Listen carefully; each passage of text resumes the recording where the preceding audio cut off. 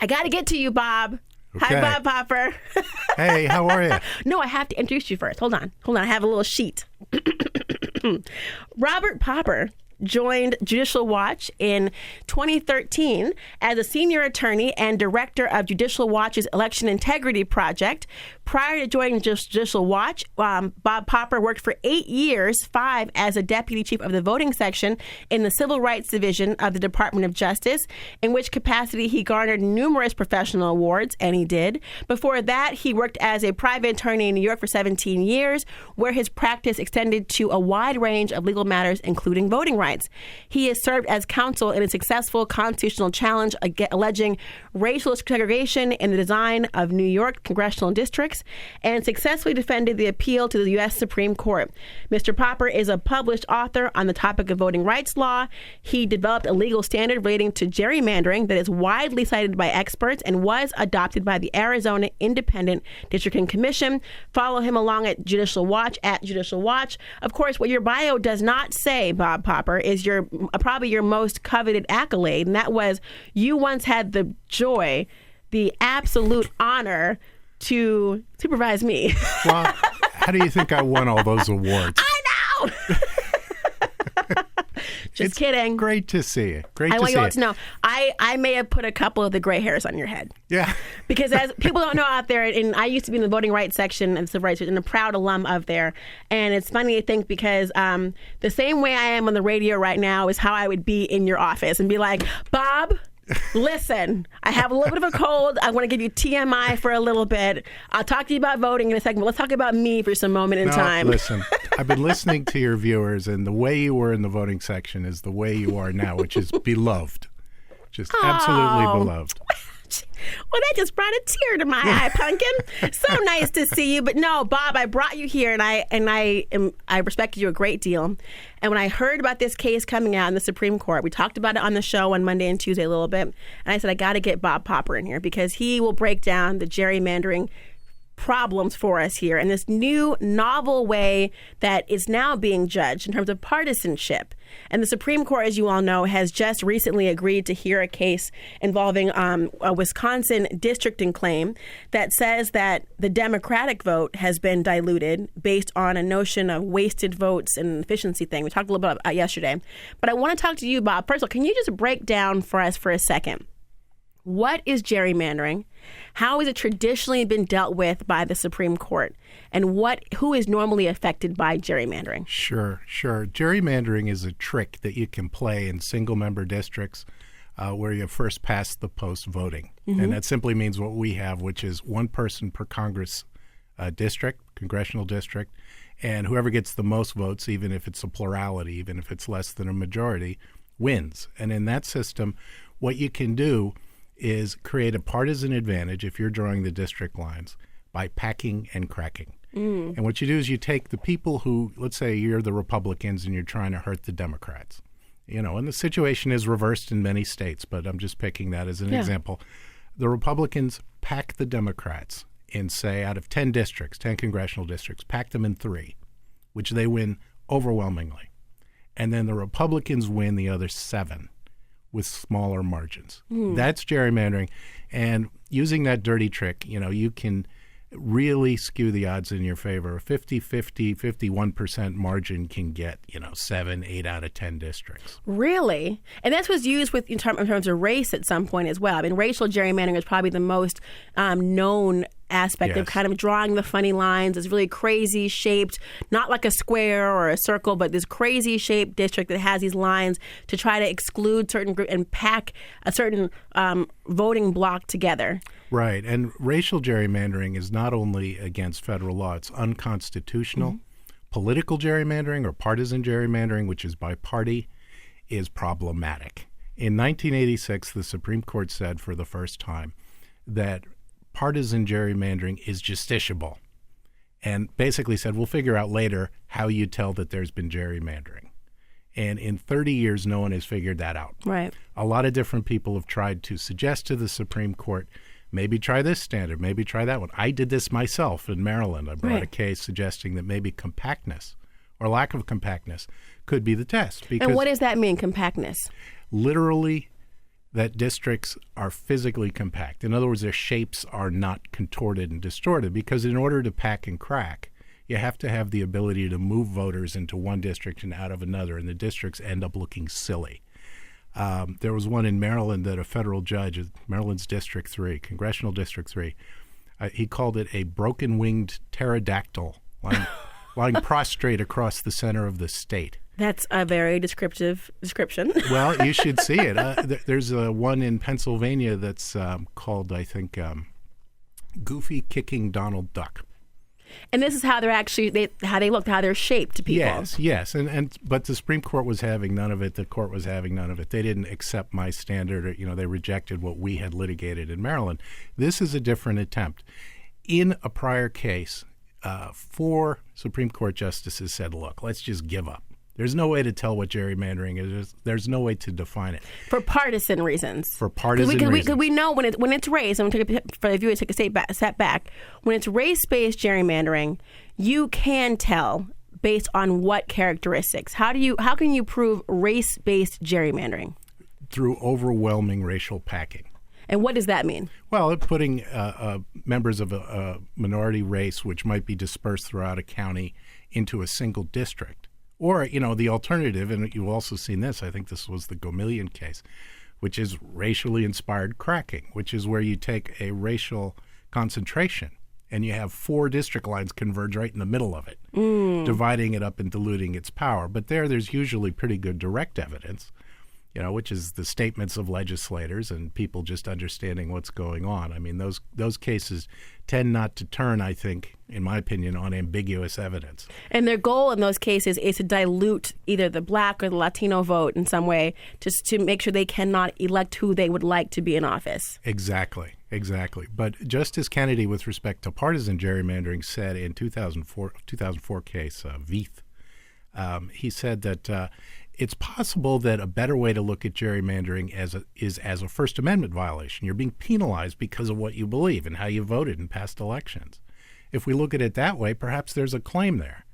And so what they claimed in Wisconsin was an interesting claim. They say if you have too many wasted votes compared to the other party, there's gerrymandering. Now, a wasted vote, by their definition, this is also a social science term, it's any vote cast in a losing cause or any vote cast in a winning cause above 50% plus 1. So basically, it didn't matter if I voted; you would have won anyway. Or if I voted for you, you were going to lose regardless. Well, now all elections have wasted votes. Every vote for Hillary Clinton was a wasted vote. Every vote in the too soon, Bob. Too soon. Sorry. I'm sorry. Just kidding. It's not too soon. It's been a long time. Okay. And so a 60-40 win, the 40%. Is wasted votes, and for the majority, 10% is wasted votes. And what they suggest is just add up the wasted votes and see who has more wasted votes. And they call this another social science term because, social scientists are really love cool. their terms. Mm-hmm. Yeah, they are cool. Well, take one quick break. I want to take a quick break in the Laura Code Show because I really want you guys to not have this information wasted on you by our really cool social scientists who's in the room right now. We're all a little bit geeky, but you got to know this stuff. You got to be educated and informed. So come right back after this next break on the Laura Code Show, talking to Bob Popper from Judicial Watch, and follow us on Twitter at Judicial Watch, or of course myself at the Laura Codes. I'll be right back. I'm living in that 21st century, doing something mean to it. Do it better than anybody you ever seen. Do it. Screams from the haters, got a nice ring to it. I guess every superhero need his theme music. No one man should have all that power. The clock's ticking, I just count the hours. Stop tripping, I'm tripping.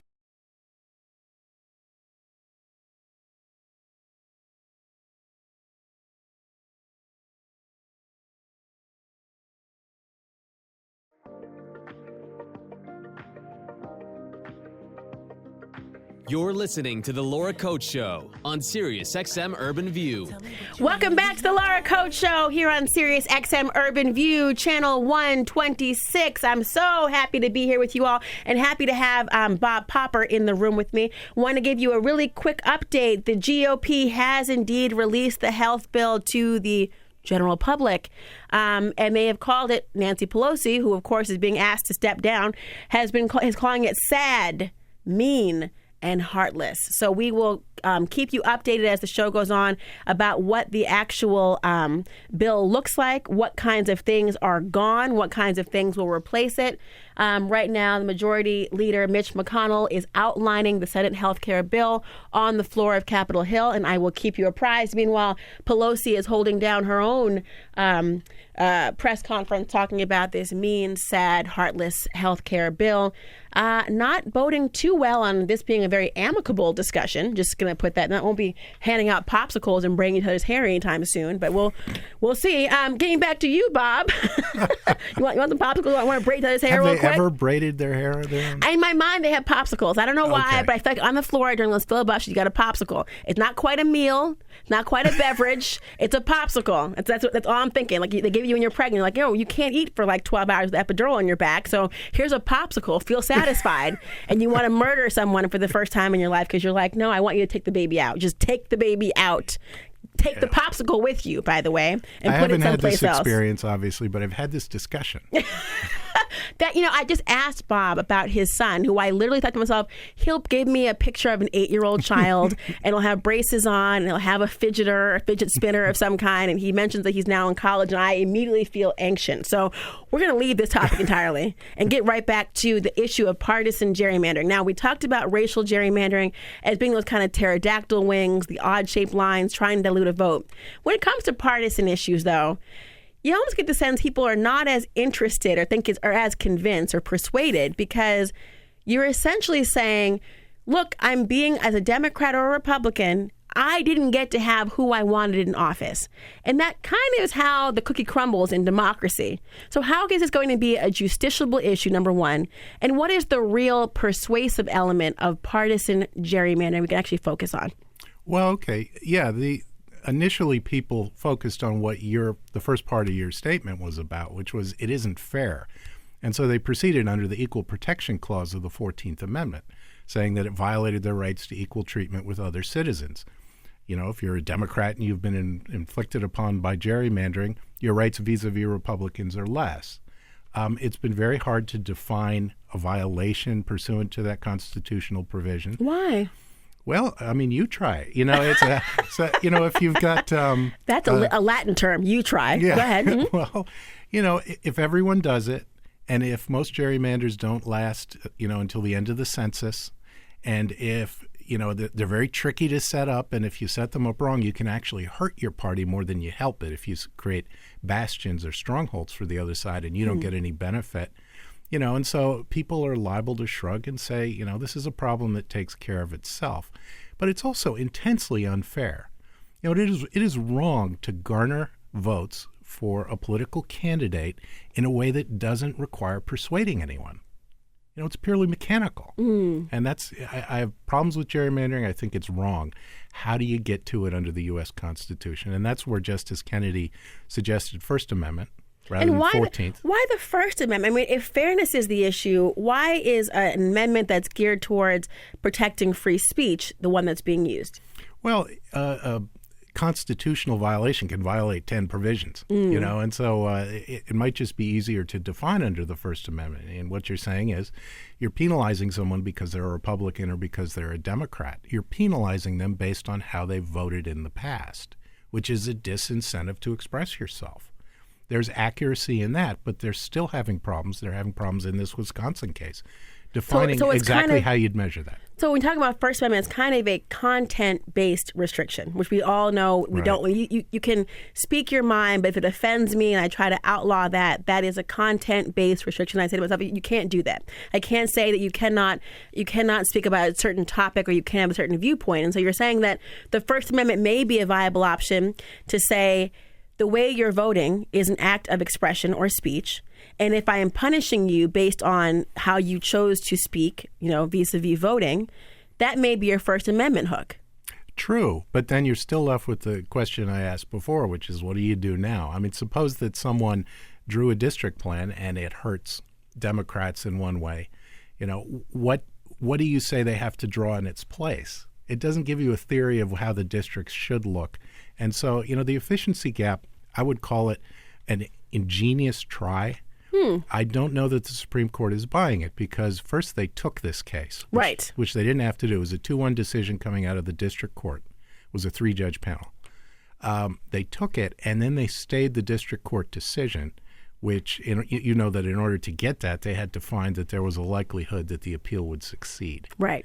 So if you've made this appeal, you know, and it's all reading tea leaves. Of course, they do what they want. I think the last time I was on your show, I remembered I predicted how the Supreme Court would vote on the Evanwell case and got it almost exactly wrong. So, well, then you should run for office or been a presidential poller, because that's kind of the goal now. True. Whatever I said is going to be the opposite. But you know, it's funny. Of course, we're looking at the health care bill. It's being discussed right now on the floor right now by Mitch McConnell, and has unveiled to the public, and we'll try to break it down to you as we get the information in about what's happening. But it's funny, the idea that before you can ask the court to replace something, you must first have a viable alternative that will work and be more fair and more constitutional. I mean, the health care bill would be a great analogy for that. You got to actually have something that's going to replace it with. I don't know. You can't really do it. So when you talk about this new way that they're deciding to take the case, first of all, justiciable means what? It just means that the court has power to hear the case, and it's actually, you know, this is one of those things that lawyers understand and non-lawyers have to learn, but it is actually the most important aspect of a court's power. Why does it get to tell anybody who's right and who's wrong in this case? And you need, gosh, you know these things. It's really in the weeds, but, you know, you subject matter jurisdiction. It has to be ripe. It has to be the right time to hear the case. The case can't have gone away, so it's not moot, you know, and it can't be a political question. Yeah, you actually have the right. I mean, we have the separation of powers as a break. Exactly. Take the travel ban as an example, everyone.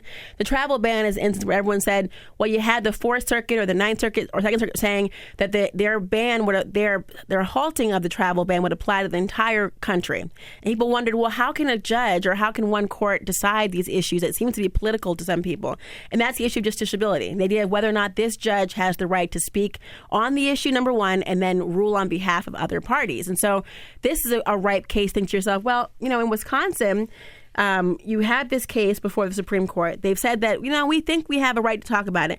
We're going to revisit that issue, however, once we actually hear the hearing, if we actually can. But they want to know about this formula.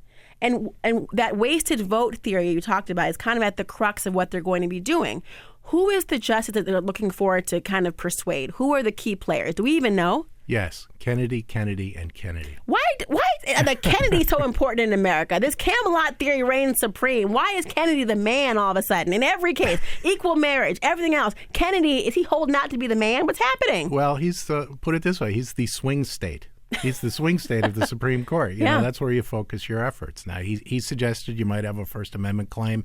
He was the one, you know, justice, we call him, from the conservative wing, that said, well, there may still be a way to define gerrymandering. Try the First Amendment. And so he's the guy that, you know, there's a number of cases now working their way through the system. There's another one in Maryland. There's a new case filed in Pennsylvania. And they're all seeking to capitalize on what he suggested. But I think the problem is that wasted votes, the whole theory depends on sort of an estimate of what a party should have won if there were no unfairness. And, you know, my instinct is it's not a science. That may not be an art. That may just be complete guessing. And you know what? I'm so glad you raised that point. Mostly because I am forced to follow the Twitter account of the President of the United States. And he seems to share that level of, I hate to tell you have the same mindset of Donald Trump. Maybe you do, maybe you don't. I don't know. All I'm saying is... All I'm saying is he has repeatedly made the statements of, you know, Democrats are kind of boo-hooing what they should have done, how they should have performed. And a lot of what they're, you know, forget the Russian collusion and any evidence in that respect. They're suggesting that it's very hard to take seriously any claim of one party who feels that they were entitled to a victory. And that you have the Democrats who were saying we were entitled based on a variety of factors, like maybe the popular vote, et cetera. And so I suspect the Supreme Court, by taking this case, will also kind of guide our thinking about how we should look at things like when the party you want to win perhaps loses? Are you entitled to say that this is a constitutional problem or this is a personal political problem? If the court says it's a personal political problem, do they have any jurisdiction on this case? Can they make any real ruling at that point? Well, yes, if they determine that there's a First Amendment violation, and look, I can see, just if I were to give this assignment to a law student, I can see a good case for saying that gerrymandering violates the Equal Protection Clause. I've argued that it violates the shall be elected by the people clause of Article 1, Section 2. There's a good claim that it violates the First Amendment. But to be justiciable, you need sort of a second step. It needs to be redressable. You need to be able to do something about it. And that's why until 1986, gerrymandering had been held to be a non-justiciable, meaning basically a non-court problem, a political question. And I can see that too. I mean, I would love to find the magic bullet to end gerrymandering. I thought I had. Supreme Court thought differently. But Bob seems a little bit bitter right now in the room. He really had a lot of emphasis just now on that. And I feel like he may want to have a therapy session. I do have a couch in the other room. Well, you can lay on it for a second. I remember what it was like to have you as an employee. And just that he's like, oh, and thank God you're not. Anyway, that's fine. Yeah, and I've been in touch again with your flute teacher and your basketball coach. How dare you? How dare you? He's bringing up a personal issue that I had.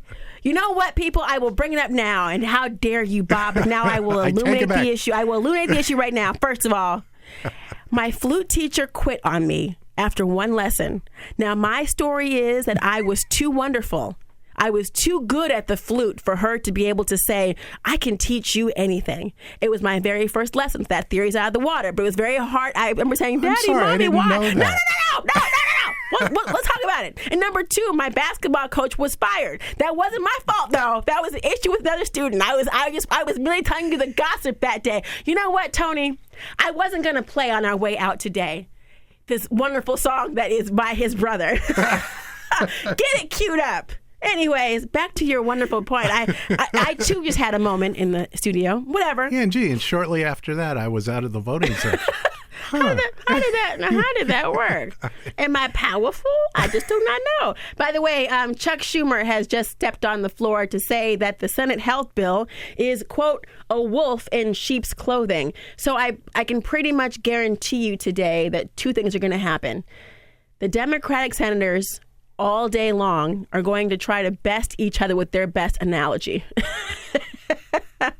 And number two, the theme of Heartless is going to continue all through the day, of Heartless, Heartless, Heartless. And at some point, you and I will download Kanye West Heartless and play it because it will make sense in your mind to play that theme song for the rest of the day. Is there a Heartless sign, like, the opposite of that? I think it's like a heart, maybe a broken. He just put his hands together in an attempt to make a hand emoji. This is radio, just now. Right? It's radio. Let me translate a few people who's actually in the studio here. But yes, I'm sure there is one. But I'm not really up on that.